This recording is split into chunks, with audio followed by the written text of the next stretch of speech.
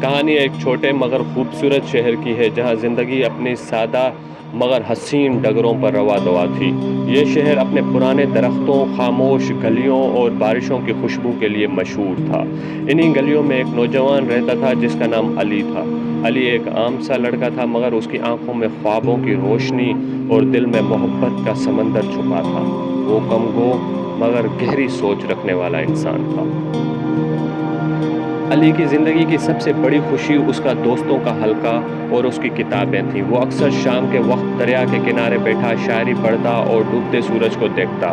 اس کی زندگی میں سب کچھ ٹھیک تھا مگر دل کے کسی کونے میں وہ تنہائی محسوس کرتا تھا، جیسے کچھ کمی ہو۔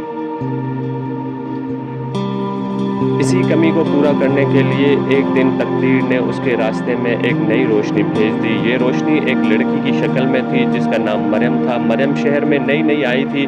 وہ اپنے والد کے ساتھ یہاں شفٹ ہوئی تھی جو ایک سرکاری ملازم تھے۔ مریم کا مزاج خوش اخلاق، بات کرنے کا انداز نرم اور مسکراہٹ دل کو چھو لینے والی تھی۔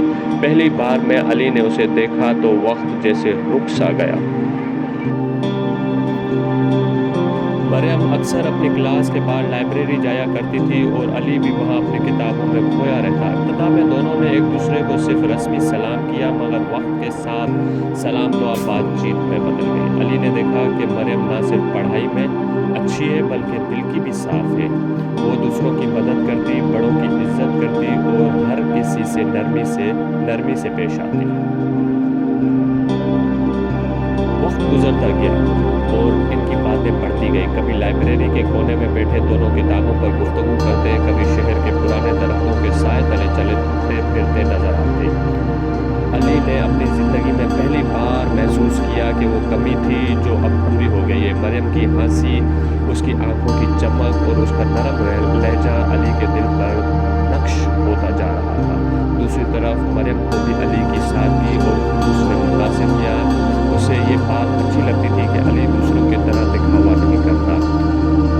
وہ چھوٹی چھوٹی چیزوں پر خوش ہو جاتا اور اپنی محبت کو لفظوں میں کم مگر عمل میں زیادہ دکھاتا۔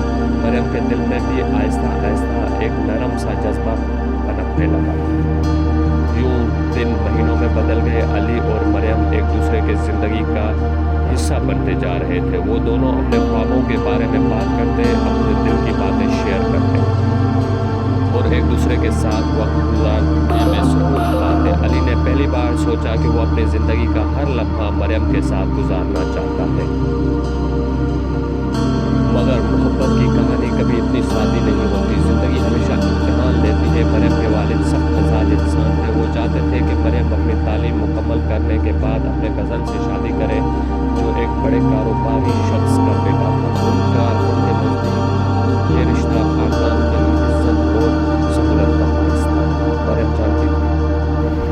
مریم جانتی تھی کہ وہ علی کے بغیر اپنی زندگی کا تصور بھی نہیں کر سکتا مگر وہ والد کے فیصلے کے سامنے خاموش تھی۔ علی کو یہ سب معلوم ہوا تو اس کے دل پر بجلیاں گر گئیں۔ اسے لگا کہ جیسے اس کی دنیا اجڑ رہی ہے مگر اس نے ہمت نہ ہاری۔ اس نے مریم سے کہا اگر ہمارا رشتہ سچا ہے تو اللہ ہمارے لیے کوئی راستہ ضرور نکالے گا۔ مریم کی آنکھوں میں آنسو آ گئے۔